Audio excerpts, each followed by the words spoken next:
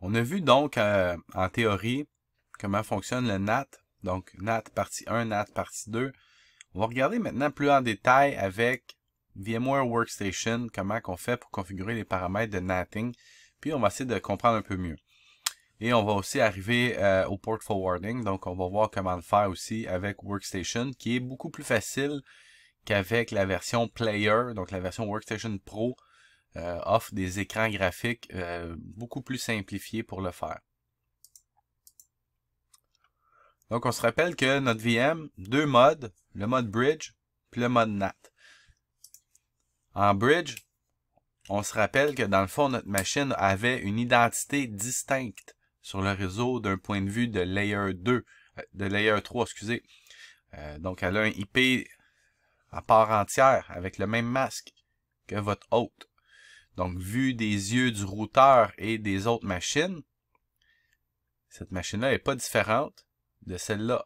C'est sûr qu'au niveau physique, la VM n'est pas connectée au routeur. Elle est connectée via un partage ici le câble ou le Wi-Fi, mais ça c'est transparent. Donc d'un point de vue Layer 2, ça utilise le même fil, mais d'un point de vue Layer 3, il y a une connectivité totalement indépendante.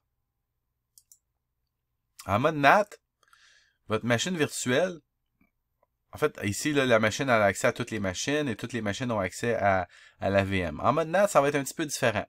Votre VM va avoir accès à Internet, elle va avoir accès aux autres machines par défaut, mais les autres machines ne pourront pas se connecter à la VM parce qu'elle va être derrière un autre NAT. Parce que vous avez déjà un NAT ici, là vous allez en avoir un autre ici. Ça, c'est par défaut. Par défaut, les autres machines sur votre réseau ne pourront pas se connecter à votre VM, sauf si vous faites du port forwarding. Donc, ça ressemble un peu à ça. Vous avez un NAT, vous avez ici un autre NAT. Donc, votre machine ici, là, elle a son IP sur le réseau principal, mais c'est comme si ça virtualisait un autre routeur qui lui aussi avait du NAT. Et ce routeur-là aussi a un service DHCP. Donc, vous allez voir, ça va attribuer des IP sur un masque différent. On va voir que... On va ouvrir mon VMware. Donc, j'ai ma VM ici.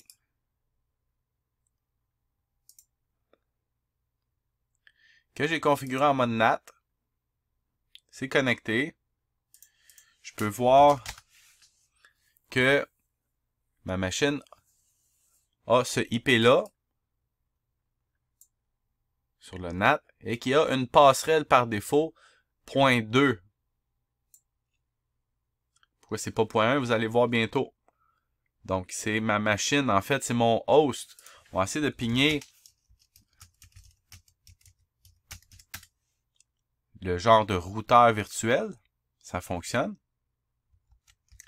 Et on va essayer de pigner un. On ne sait pas c'est qui en principe, mais on va se rendre compte assez rapidement que c'est notre host.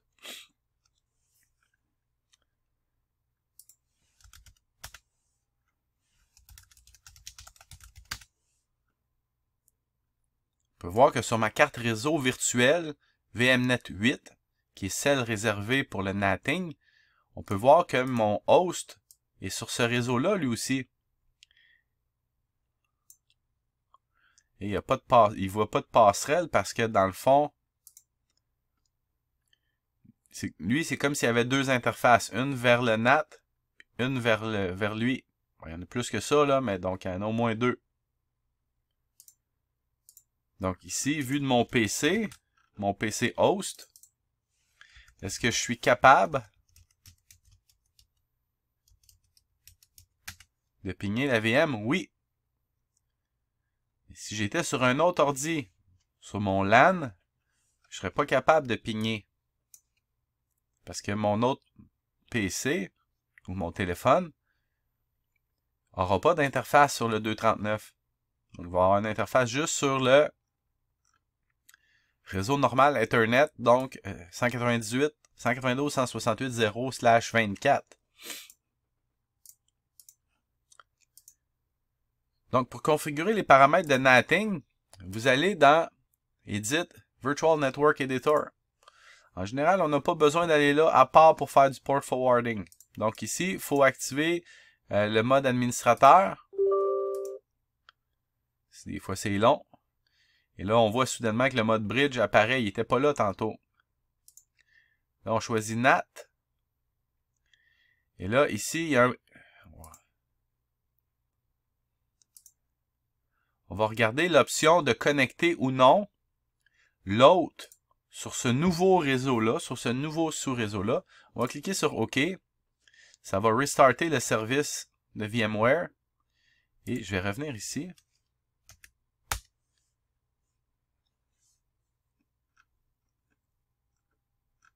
Et je ne suis plus sur le VMnet 8.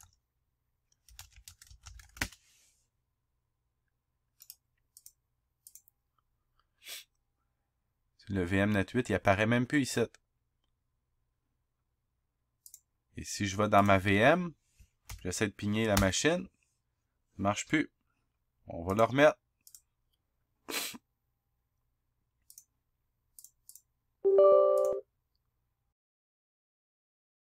Touchera à rien, puis le ping soudainement devrait en principe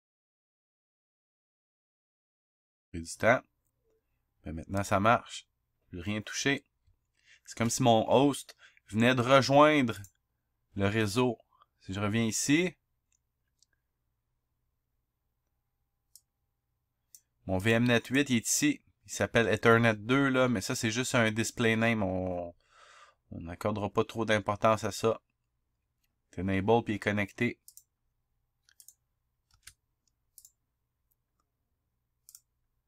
Maintenant, les règles de port forwarding.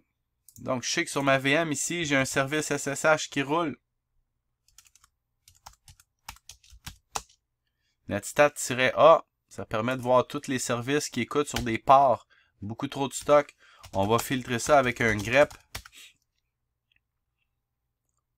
Je vois que en ce moment, ça écoute sur le port SSH. Sur toutes mes interfaces. Je suis en mode listen. En fait, on peut faire netstat-n A pour que ça...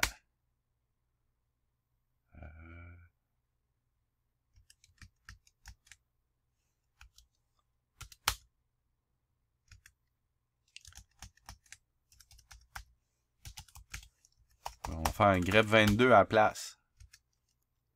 Oups.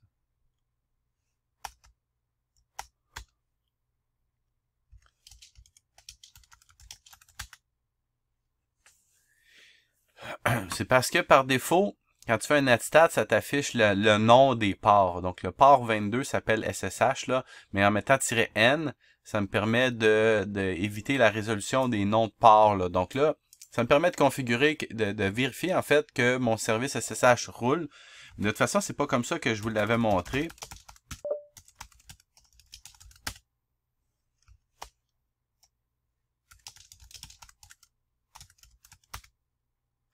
Donc, je vous l'avais montré avec service, la commande service.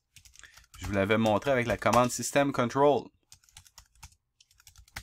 Okay. Les deux reviennent au même. En fait, il y en a un qui est rendu maintenant un alias pour l'autre, mais en principe, c'est systemctl qui est la plus récente. Donc, mon service roule, mon service SSH. Je vais essayer de me connecter à partir de mon host.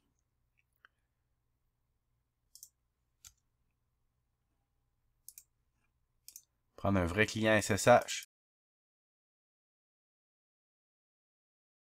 Bon, ça marche pas.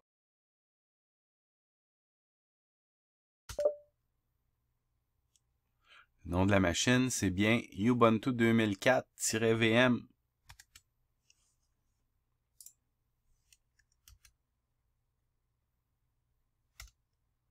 Donc la résolution non marche pas, probablement parce que c'est est en arrière du NAT.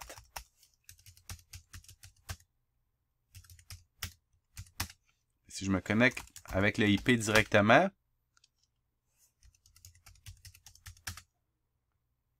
ça fonctionne. Pourtant, j'ai pas fait de port forwarding. Ça, c'est parce que mon host est aussi sur ce réseau-là. OK? Donc, mon host... Là, je vais faire exit, là, parce que là, j'étais dans un prompt de la VM. Là, je reviens à un prompt sur ma machine. Mais mon host voit ça. Fait que là, on va encore déconnecter. On va encore déconnecter le host.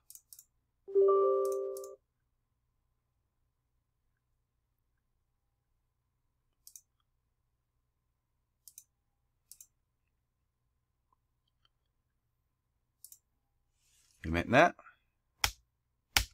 j'essaie de me connecter, ça ne fonctionne pas. Et c'est ce que ça donnerait aussi si vous êtes sur d'autres machines sur votre réseau. Donc là, ce qu'il faut faire, c'est configurer une règle de port forwarding.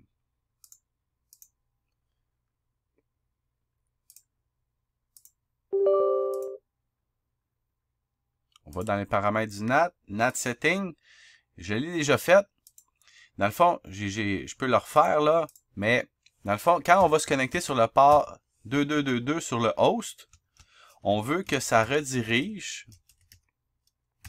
sur la VM derrière le NAT, sur son port 222. On donne un nom quelconque. On peut écrire SSH, n'importe quoi. Cliquer sur OK, très important ici. Donc, qu'est-ce qu'il faut que j'écrive ici pour me connecter sur le service SSH de ma VM derrière le NAT? La réponse, c'est le IP du host. Et là, si je fais ça, ça ne marchera pas. Parce que ça essaie de se connecter sur le port 22 du host. Puis il n'y a rien qui roule là-dessus. Il faut spécifier -P. Et ça fonctionne.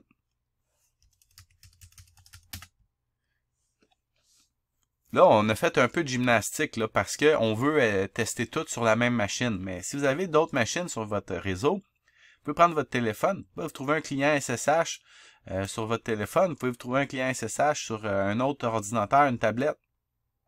Vous allez voir que si le port forwarding n'est pas configuré correctement, jamais vous serez capable, à partir de votre host, de vous connecter à partir d'une machine sur le réseau LAN. Si vous voulez vous connecter à la VM derrière le NAT, ça prend des règles de port forwarding.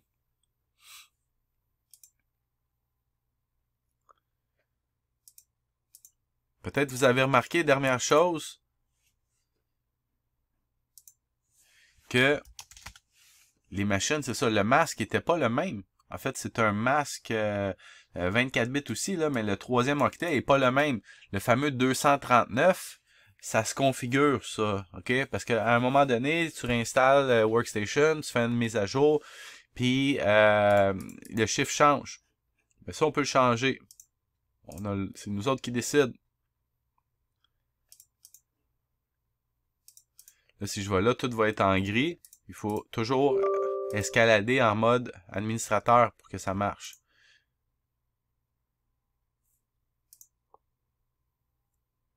Non, c'est pas ici. En fait, ici, on donne l'adresse de la gateway virtuelle. OK, 239.2. Ici, on pourrait le changer. Mais c'est ici, dans DHCP Setting, qu'on peut définir le range d'IP qu'on attribue au client. On pourrait définir, au lieu de 1 à 254, on pourrait dire pourquoi pas de 100 à 254. Ça, c'est la configuration du service DHCP virtuel.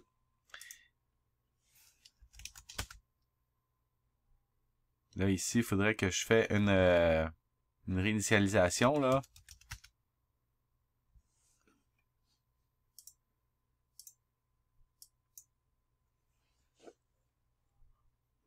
Je vais débrancher ma machine virtuelle de ce réseau-là.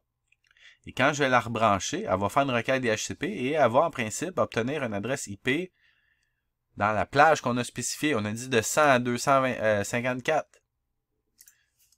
Ça se peut que ça ne marche pas si y a une mémoire, là. Tu sais, elle a obtenu le 100. Maintenant, elle passerait encore le 2. Mais si je replugue mon host, là, je ne l'ai pas replugué, là, mais si je replugue mon host, au lieu d'obtenir le point 1, il va obtenir quelque chose en haut de 100, probablement 101. OK? Donc, on vient de voir avec Workstation comment faire du port forwarding. C'est sûr que si vous n'avez pas compris le NAT dans les présentations principales, c'est assez complexe, là, mais essayez de le pratiquer, puis en principe, c'est pas super sorcier.